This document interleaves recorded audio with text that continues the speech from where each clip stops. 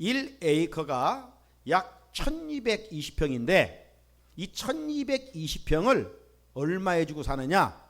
단돈 2원 2센트에 사게 됩니다. 꽤 커죠. 이 땅을 러시아로부터 미국이 사게 되는 것이죠. 당시 720만 불은 미국 예산의 3분의 1입니다. 그러니까 결코 또 작은 돈은 아니지요. 그런 가운데 이 쓸모없는 땅, 버려진 땅을 구입했다고 해서 이 국무장관이었던 윌리엄 스워드가 여론의 문매를 맞고 장관직을 사임하게 됩니다. 한편 당시 러시아는 살림살이가 그렇게 원만하지를 못했어요. 왜냐하면 이 알래스카를 미국에 매각할 때 10년 전에 어떤 전쟁이 있었냐면 크림 전쟁이 있었습니다. 이 크림 전쟁에서 패배함으로 말미암아 러시아의 재정 상태는 바닥이 나고 있었어요. 어려운 상태에 있습니다. 그래서 자기들이 생각할 때 이 알래스카 눈으로 덮여 있고 얼음으로 덮여 있는 이 땅 별 쓸모 없지. 이번 기회에 이걸 팔아서 재정적으로 충당하자. 그래가지고 헐값으로 매각을 하게 되는 것이죠. 그러다가 1900년 초에 이 알래스카 곳곳에서 금광이 발견이 됩니다. 금광이 발견될 뿐만 아니라 이 알래스카에 많은 오일, 기름이 생산되게 되는 거예요. 지금 미국 시민들이 사용하고 있는 20%의 그 기름은 바로 지금 이 알래스카에서 생산되는 기름이라고 하는 것이죠. 톡톡히 지금 재미를 보고 있는 것입니다. 그래서 이제 알래스카가 미국의 49번째 주가 되고 하와이까지 해서 마지막 50주가 완성이 되는 것이죠.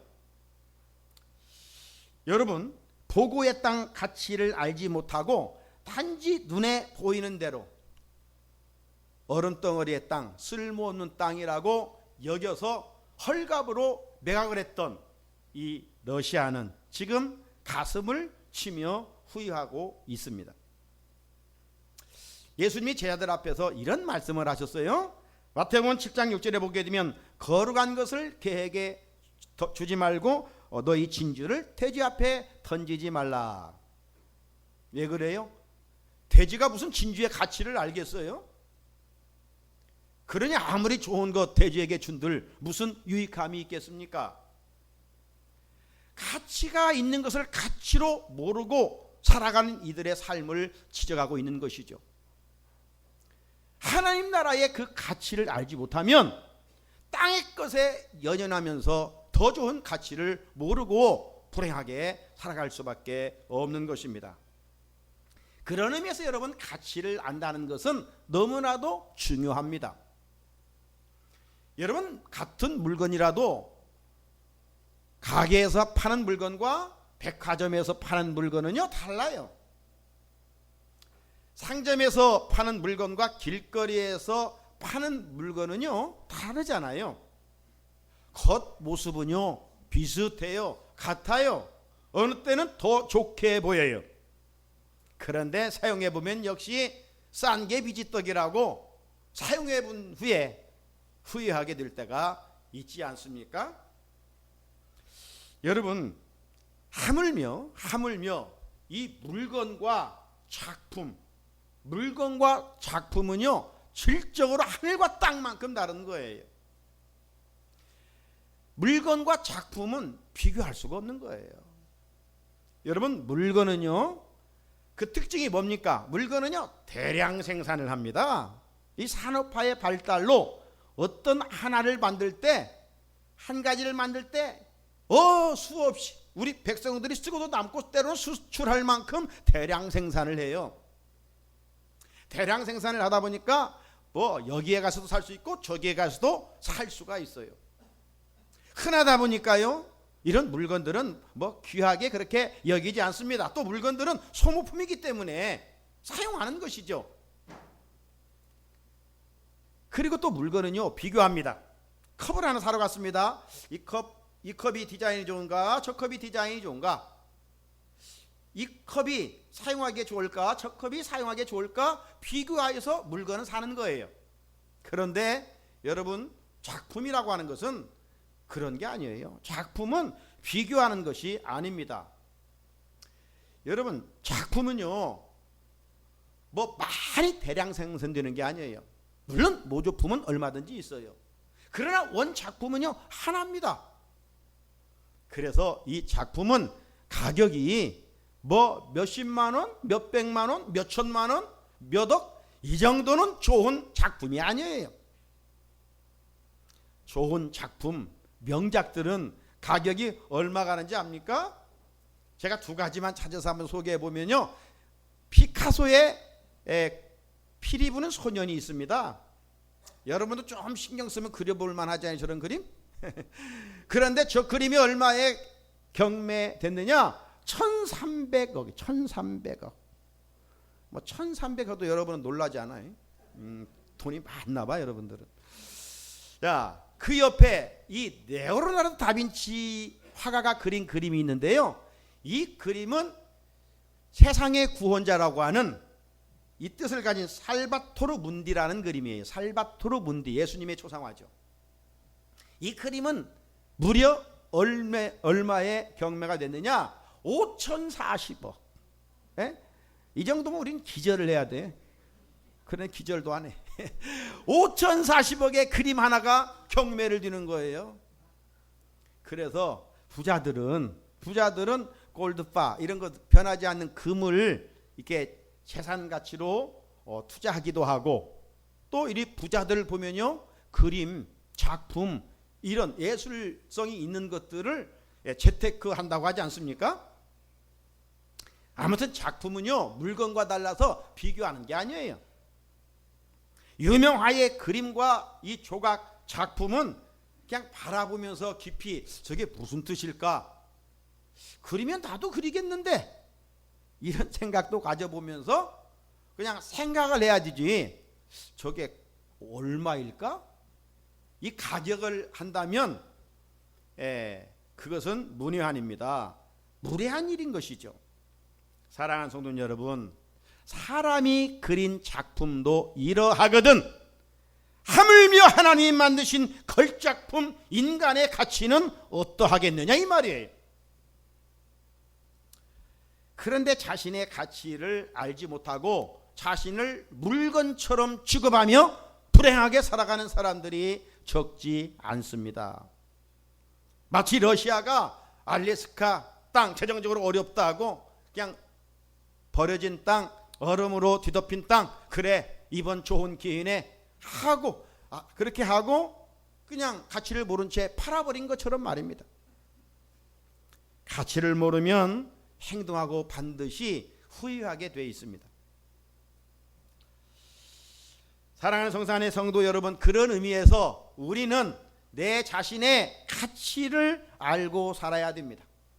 내 자신의 가치를 알고 살아야 돼요. 나라는 존재는 어떤 존재냐? 나라는 존재는 하나님이 만드신 작품 중에 작품, 걸작품인 줄로 믿습니다. 아멘. 네. 오늘 본문 10절에 보십시오. 우리는 그가 만드신 바라. 우리는 하나님이 만드신 작품이라는 거예요. 여러분, 우리는 이렇게 창조론을 믿지만 진화론을 믿는 사람들이 있습니다. 이 진화론을 믿는 사람의 특징은 뭐냐면 생명경시 사상이에요. 저 미물에서부터 원숭이로부터 사람이 진화되어 간다고 생각하기 때문에 인격의 가치를 그다지 두지 않습니다. 그래서 살인하는 사람들은 보면요, 생명경시 이런 것들은 다 진화론주의자들이에요. 뿐만 아니라 불교에 유니설이 있습니다. 유니설이 뭡니까? 털고 돈다는 거 아닙니까? 업보에 따라서 잘하면 좀 고등동물로, 그렇지 않으면 저등 생물로 태어난다는 것입니다. 인간의 생명에 그다지 가치를 두지 않습니다. 그러나 우리 기독교는 창조신앙입니다. 창조신앙을 가진 사람들의 특징이 뭐예요? 우리 교회 특별히 오중신앙 중에 첫 번째가 창조신앙 아닙니까? 창조신앙은 내 자신의 가치를 알고 살고 다른 내 주변의 형제자매의 가치도 왜 하나님의 형상으로 시험받았기 때문에 그 가치를 알고 사는 것입니다. 작품이 앞에서 왜 귀하다고 했습니까? 작품이 대량 생산된다면 그 작품 가치 없어요. 여러분 똑같은 모나리자 그림이라 할지라도 모조품은요 10,000원이면 사요. 10,000원이면. 그러나 원작은 1,000억 2,000억을 주어야 살 수가 있는 거예요. 왜? 원작은 하나밖에 없기 때문에. 그런 의미에서 나라는 존재는요 지구상에 둘이 아니 유일무이한 거예요. 70억 분의 1이에요. 나라는 존재는 희소가 치면에서 보게 되면 정말 탁월한 존재예요. 그렇기 때문에 나의 가치를 알고 살아야 된다. 그런데 이 가치를 모르고 살면 물건처럼 취급하며 자신의 쇠화감을 세월의 흐름 속에서 한탄하고 불행하게 살아가는 것이죠. 창조신앙의 결핍은요 비교의식에 시달려서 불행한 삶을 살아갈 수밖에 없습니다. 물건은 시간이 흐를수록 부패되고 썩어집니다. 그래서 빨리 소비를 해야 되죠. 소비하지 않고 시간이 길어지면 1,000원짜리가 그냥 2개에 1,000원, 3개에 1,000원 덤핑 처리하게 됩니다. 이거 물건의 특징이에요. 물건은 빨리 처리해야 돼요. 그러나 작품은 100년, 200년, 500년이 돼도 덤핑이 아니라 가격이 올라가요. 세월의 흐름수록 가격이 올라가요. 이게 작품의 특징이에요. 인간은 하나님이 만드신 작품이기 때문에 세월이 흐를수록 더 가치가 있다는 사실을 우리가 기억해야 됩니다. 내 외적인 모습은 젊은 날처럼 화려하지는 못할지라도 이제 믿음 안에서의 창조신앙과 천국을 소망 가운데 바라보고 살아가는 그리스도인들은 세월이 흐를수록 지금은 불완전하고 완전치 않지만 장차 주님의 나라가 임박해 올 때 그 나라에서 우리의 모습은 주님의 신부로서의 거룩한 모습으로 완성되기 때문에 더 가치가 있는 것이죠. 그러므로 그리스도인들은 몸이 늙어간다고 세상 사람들처럼 그것 때문에 좌절하거나 우울해서는 아니 되는 것이죠. 세상 사람들이야 이 땅에 보이는 것이 전부인 것처럼 알고 있기 때문에 그렇게 살아간다 할지라도 우리는 결코 보이는 위적인 것에 관심을 두고 살아가는 존재가 아닙니다. 그리스도인들은 보이는 부분에 관심을 갖는 것이 아니라 겉사람보다는 속사람의 건강을 힘쓰는 것이죠. 그래서 고린도후서 4장 16절을 보면 사도 바울은 이렇게 고백했습니다. 그러므로 우리가 낙심하지 아니하노니 우리의 겉사람은 낡아지나 우리의 속사람은 날로 새로워지도다. 할렐루야. 우리의 속사람은 날로 새로워지도다. 이어지는 18절에도 보면요, 우리가 주목하는 것은 보이는 것이 아니요 보이지 않는 것이니 보이는 것은 잠깐이요 보이지 않는 것은 영원하다라고 말씀하셨어요. 세상 사람들은 잠깐의 목숨을 겁니다. 보이는 것에 의지하고 살려고 하는 경향이 많습니다. 그러나 우리 그리스도인들은 잠깐과 보이는 것에 목숨 걸지 않습니다. 우리 그리스도인들은 보이지 않는 것과 영원한 것에 소망을 두고 살아가고 있지 않습니까? 사랑하는 우리 성산의 성도 여러분, 예수 믿고 신앙생활하면서 계속 마음이 우울하다? 이것은 믿음 생활을 잘못하고 있는 거예요. 우리가 감정을 가졌기 때문에 일시적으로는 어려움 앞에 우울한 마음이 찾아올 수 있죠. 그러나 그 우울함이 계속 뿌리를 내리고 있으면 믿음 없는 자예요.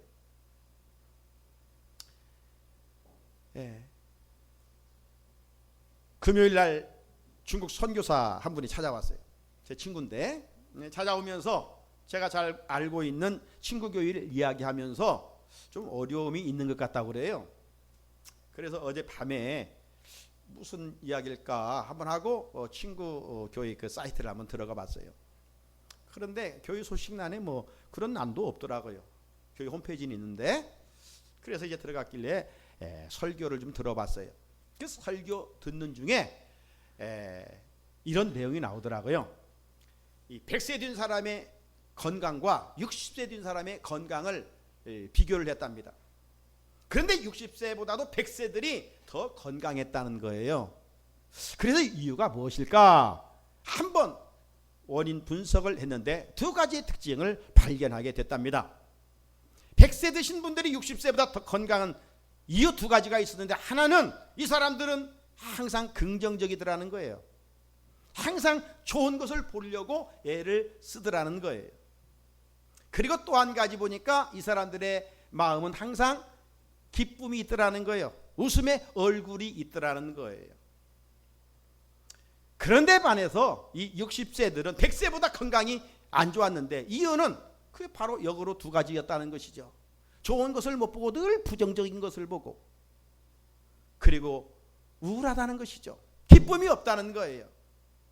어찌도 한 번 웃는데 비웃는다는 거죠. 예? 쓴웃음 한다는 것이죠. 이런 사람이 어떻게 건강할 수가 있겠어요? 남 이야기가 아니에요. 오늘 우리에게 주시는 말씀이에요. 예? 제 목회의 철학은 기쁨입니다. 기쁨이 없으니까 예수 잘 믿는 거예요. 내 마음대로 믿는 거예요. 내 마음대로. 아무튼 우리가 우울증에 사로잡혀 있으면 이건 예수 잘 못 믿는 거예요. 여러분, 하나님 창조물의 인간의 가치는요, 성경은 뭐라고 말씀하고 있어요? 온 천하와도 바꿀 수 없다고 이야기합니다. 내 가치는 온 천하와도 그 무엇과도 바꿀 수 없다는 거예요. 이런 내 자신의 가치를 알고 영적 자존감을 가지고 살아야 어떤 환경 속에서도 행복을 노래할 수 있지 않겠습니까? 사도 바울을 보십시오. 복음을 전하다가 감옥에 갇힙니다. 인간적으로 보면 하나님의 일을 하다가 감옥에 갇혔으니 원망도 나오고 정말 불평도 나오고 마음에 우울증이 자리 잡을 수 있지 않겠어요? 그런데 그의 서신을 보면 그런 흔적 찾아볼 수 없어요. 오히려 늘 기쁨이 충만했어요. 아니, 빌립보 서신을 보게 되면 빌립보 교회 성도들을 향해 감옥에 있으면서 기뻐하라, 기뻐하라, 주 안에서 다시 말하노니 기뻐하라. 자유를 빼앗기고 감옥에 갇혔지만 바울은 기뻐했어요. 이게 예수를 제대로 믿는 사람이죠. 왜 그럴까요? 보이지 않는 영원한 것에 가치를 두고 살고 있기 때문에. 이처럼 우리도 창조신앙 안에서 내 가치를 알고 어디에서나 어떤 환경에서나 기쁘고 감사하고 행복하게 살아갈 수 있기를 주의 이름으로 축원합니다. 그런데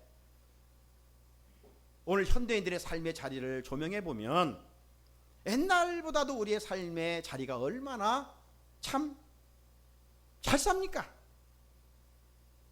환경이 몇 배나 뛰어난 환경 아니에요? 좋은 환경이죠. 그런데 행복합니까? 들어보면 자신들이 없어요. 왜 황사와 미세먼지로 하늘이 뒤덮인 것처럼 우울한 마음으로 지내고 있는 것일까요? 지난번 특세에도 제가 준비해서 말씀드렸던 것처럼 오늘 현대인들은, 제가 라디오 듣다가 차를 타고 라디오를 들으면서 들었던 이야기인데, 지금 오늘날 현대인들, 우리 국민들이 우울증 환자가 급속도로 증가하고 있다는 거예요. 5년 전에 비해서 급속도로 많아지고 있다는 것입니다. 그래서 우리가 잘 아는 것처럼 OECD 국가 중 자살률 1위입니다. 하루에 약 40여 명씩 자살을 하고 있어요. 행복의 원인을 일부 환경에서 찾기 때문입니다. 심리학자들에 의하면 자살하는 사람들은 하루아침에 극단적인 행동을 하는 것은 아니라고 그래요. 살다 보면 갑자기 어떤 일로 인하여 어려움이 찾아옵니다. 그 어려움을 빨리 털어야 되는데 털지 못하고 마음에 눈이 내려서 쌓이는 것처럼 계속 쌓이는 거예요. 마음에 주름이 잡히는 거, 이게 우울증이라는 거예요. 현대인의 기쁨을 상실한 채 안개 낀 날씬처럼 우울하게 살아가는 거예요.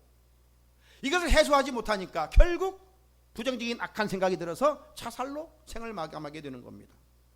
참으로 불행한 일이 아닐 수가 없지요. 하지만 저는 말씀을 준비하면서 더 현대인들의 불행의 가장 큰 원인이 뭐냐면 비교의식이에요. 비교의식. 남보다 많이 가졌는데도 나보다 더 많이 가진 자와 비교하면서 만족을 누리지 못하고 불행한 삶을 살아갑니다. 늘 목말라 해요. 주어진 걸 다 써도 인생을 다 살지 못할 인생인데 더 못 가져서 안달해요. 그러면서 비교하며 열등감에 빠져 살아가는 것이죠. 외모가 아름다워요. 그런데 남보다 더 비교해서 아름다워지려고 역시 비교하며 자존감을 잃어버리고 불행하게 살아갑니다. 자녀들이 공부를 잘해요. 그런데 칭찬 대신 더 잘하라고 책망을 하고 큰 소리를 치고 기를 죽입니다. 영어를 잘합니다. 그러면 대단하다. 우리 가문에 정말 너와 같은 사람 없다. 대단해. 칭찬해야 되는데 옆집 아이의 수학 더 잘 맞은 것 가지고 비교하면서 너는 왜 수학은 못 오냐? 또 기를 죽이는 거예요. 부모들의 계속되는 비교의식 속에 지금 우리 자녀들이 병들어가고 있어요. 이런 미국의 어머니들은 자녀들에게 뭘 강조하느냐? 봉사하라. 봉사하라. 네가 배웠냐? 힘이 있냐? 그것 가지고 봉사하라. 섬겨라. 미국의 어머니, 일본의 어머니들은 뭘 강조하느냐? 어디 가서 패기치지 말아라. 패기치지 말아라. 그런데 우리나라의 어머니들은 뭘 이야기해요? 1등하라. 1등하라. 여러분, 언젠가 하도 우리 사회가 그러니까 행복은 성적순이 아니라고 그랬어요. 1등 한다고 사회에 모범생이 되는 거 아니잖아요. 오늘 우리 사회가 지금 혼란하고 있어요. 다 그 사람들 보면 스카이예요. 다 좋은 대학 나왔어요.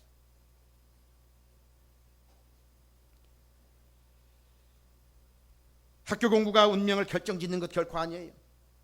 하나님은 한 사람 한 사람을 지을 때 그 사람이 잘할 수 있는 탤런트 재능을 주셨어요. 그렇다면 부모들은 우리 자녀들이 무엇을 잘하는가, 무엇을 할 때 참 즐겁게 지내는가, 그것을 발견해서 그걸 잘할 수 있도록 서포팅 해줘야 돼요. 그러면 그 방면에 대가가 되는 거예요. 그런데 남 잘하는 것 뒤떨어진다, 그것 잘하라고 하면 그 잘하는 학생 더 잘해요. 그러면 항상 부모는 열만 받고 자녀는 열등감에 빠져. 나는 공부해도 안 돼. 이런 마음을 갖게 사회의 낙오자가 되는 것입니다.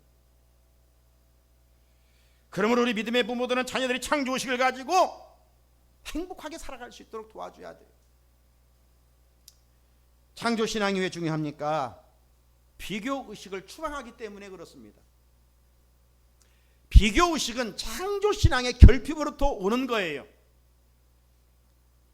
그래서 타인과 비교하는 순간 행복 끝, 불행 시작입니다. 여러분, 남과 비교해 보세요. 남하고 부족한 사람하고 비교하는 사람 없어요. 다 위의 것.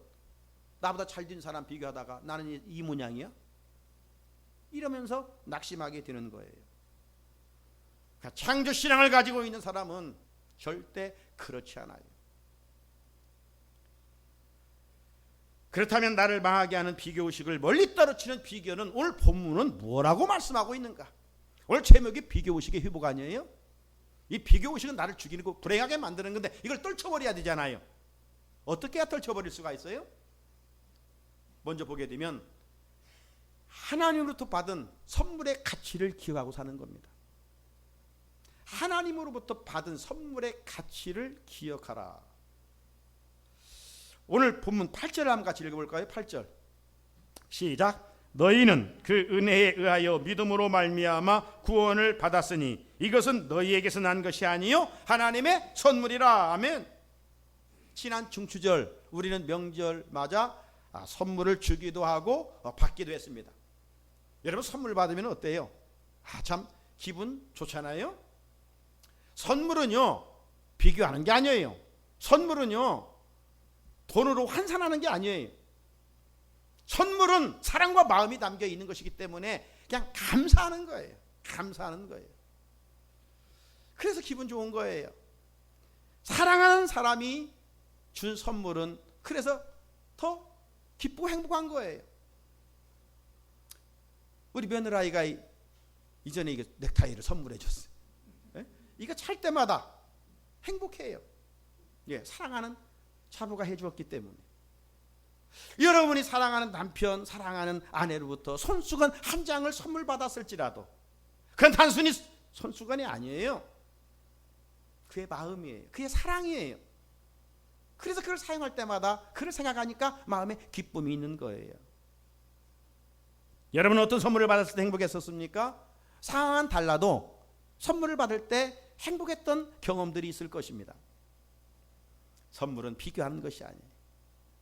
그저 감사함으로 받을 뿐이에요.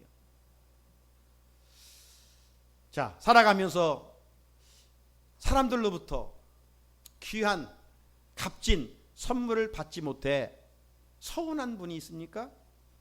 이제 그 서운함을 떨쳐버리시기 바랍니다. 그것 때문에 속상해하지 마시기 바랍니다. 왜냐하면 주 안에 있는 우리들은 가장 가치 있는 선물을 받았기 때문입니다. 그 선물은 믿음으로 얻어진 구원입니다. 그리스도인들은 구원의 가치를 알아야 만족하고 행복합니다. 여러분, 최고의 다이아 반지를 끼고 있는 사람이 18K 금반지를 끼고 있는 사람을 부러워하면 되겠어요? 그 뭐가 정신 세계가 이상한 사람이죠.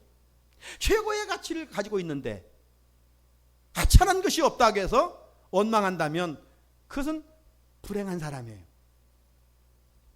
우리들이 받은 이 선물 구원에는요 천국과 영생이 보장이 되어 있어요. 아멘. 하나님께서 이 귀한 선물을 주시기 위하여 당신의 아들, 그 아들을 보내주셨고 나에게 그 선물을 주시기 위하여 십자가에 피 흘려 죽게 하셨어요. 하나님께서 나를 사랑한 그 시점을 바울은 로마서 5장에서 그렇게 이야기를 하고 있어요. 내가 죄인 되었을 때, 내가 죄인 되었을 때, 그리고 내가 연약했을 때, 내가 연약했을 때, 그리고 내가 하나님과 원수 되었을 때 하나님께서 자기 아들을 땅에 보내주시고 그 핏값으로 나를 구원해 주셨다라고 이야기하고 있습니다. 여러분, 세상의 모든 것의 주인 되신 하나님께서 우리에게 선물을 주시되 시시한 것 주겠습니까? 쓰다 말고 남은 것 주겠습니까? 하나님께서 우리에게 선물을 주시되 최고의 가치 있는 것을, 최고의 가치 있는 그 선물이 바로 구원이라는 거예요.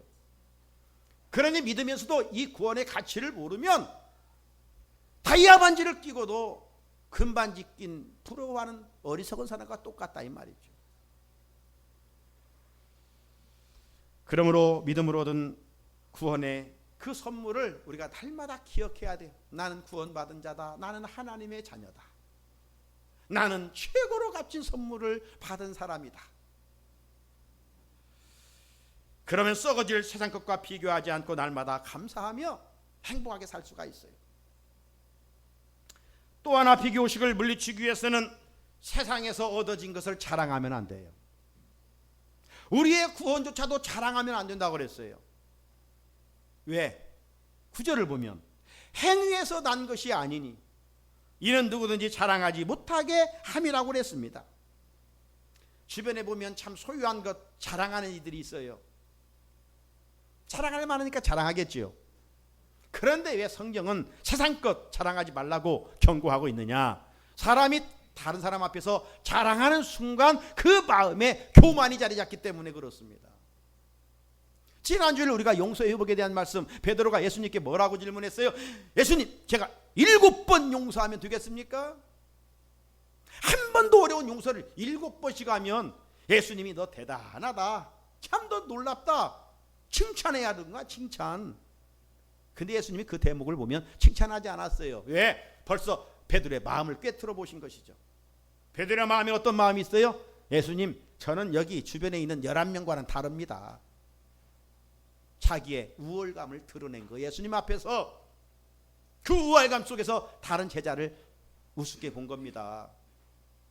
그래서 주님은 베드로를 칭찬하지 않았어요. 여러분, 만약 우리 사랑하는 자녀가 있는데 누가 우리 자녀를 향해서 함부로 하고 무시하면 부모의 입장이 어떻습니까? 혹 우리 자녀가 잘못해서 책망을 받아야 할 그런 자리지만 누군가가 심하게 하면 부모의 기분이 안 좋아요. 왜? 사랑하는 내 자식이니까. 그렇잖아요. 우리 모두는 하나님이 만드신 자녀들이에요. 그런데 내가 누구를 향해서 비난하거나 누구를 향해서 정죄하면 그 반드시 하나님을 욕되게 하는 거예요. 하나님의 기분을 좋게 하지 못하는 거예요. 하나님이 만드신 걸작품을 훼손시키는 거예요. 그런 사람이 어떻게 하나님이 주시는 복을 누려갈 수가 있겠어요?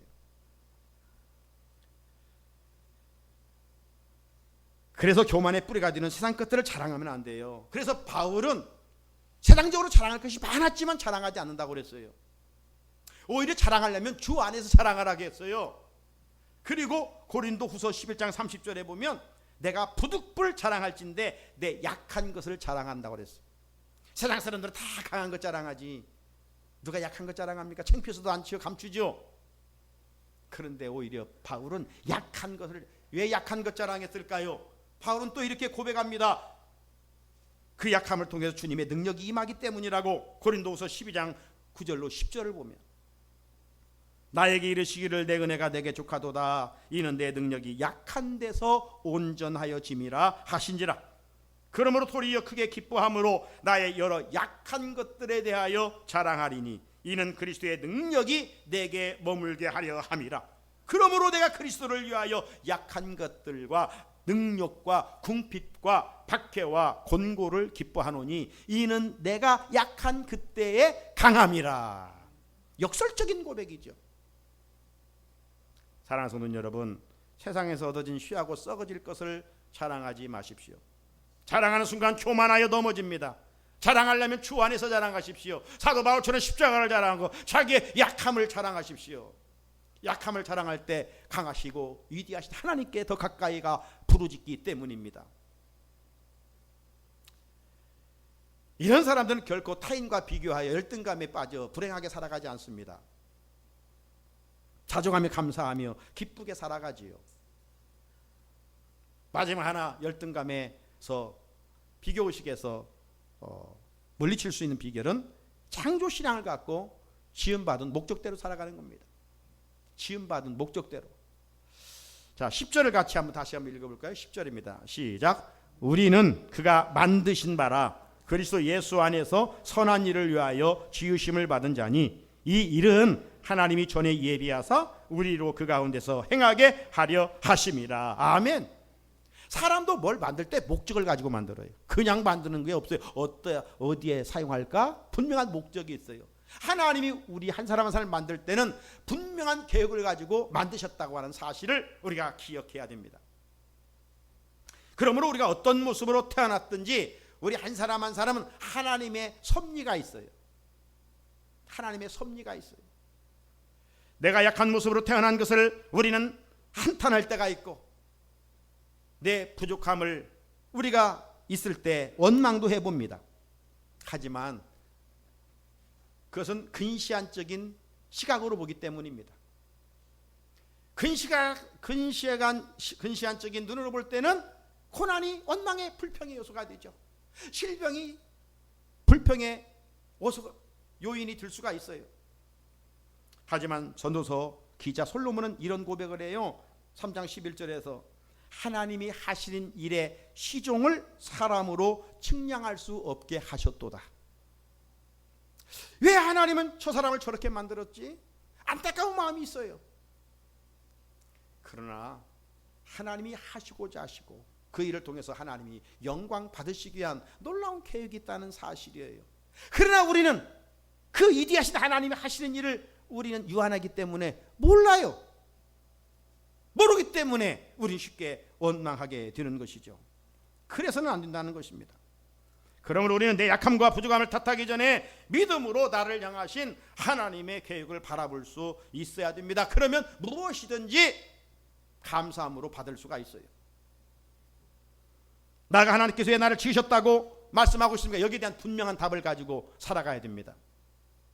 10절 말씀해 보면 그리스도 예수 안에서 선한 일을 위하여 지으심을 받았다고 그랬어요.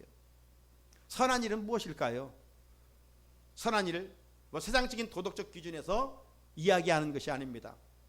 선한 일은 다른 게 아니라 하나님의 말씀을 따라 사는 일입니다. 마태복음 19장 17절에 예수께서 이르시되 어찌하여 선한 일을 내게 묻느냐? 선한 일은 오직 한 분이시니라. 네가 생명에 들어가려면 계명들을 지켜라 말씀하셨어요. 그 말씀 따라 순종하면 그게 선이고 말씀에 불순종하면 그게 악입니다.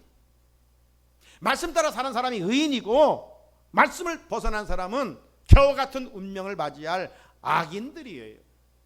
이게 성경이 말하는 악과 선의 기준이요 의인과 악인의 기준입니다. 우리가 하나님 말씀에 순종하여 살면 비교의식에 빠지지 아니하고 나의 가치를 알고 행복을 노래하며 살 수 있습니다. 하나님 주신 달란트를 선용하면서 맡겨진 일도 즐겁게 할 수 있습니다. 주님 안에서 얻어진 기쁨으로 삶의 자리에서 살아간다면 불신자들에게 살아계신 하나님을 보여줄 수 있는 복음의 통로가 될 수 있습니다. 사랑하는 성산의 성도 여러분, 우리는 하나님이 지으신 작품입니다. 작품 중에 작품입니다. 작품은 비교할 수가 없는 것이에요. 작품은 존재 가치가 있어요. 존재로 가치가 있는 거예요. 성령의 능력으로 내 안에 있는 비교의식을 깨트려 버립시다. 대신 내 가치를 알고 행복하게 살아갑시다. 세상 것 자랑하지 말고 바울처럼 자랑하려면 은혜 받은 것, 약한 것, 주님 그리고 그분의 십자가를 자랑합시다. 지음받은 목적대로 선한 일, 즉 하나님의 말씀 앞에 바보가 되어 순종하며 살아갑시다. 그러면 비교 의식을 뛰어넘어 하나님이신 은혜의 강물 안에 영적 세계를 수영하며 독수리처럼 영적 세계를 비상하는 은혜를 누리게 될 줄로 믿습니다. 이 은혜가 말씀 듣는 우리 가운데 있으시기를 주의 이름으로 축복합니다. 우리 같이 하나님 내 안에 비교의식을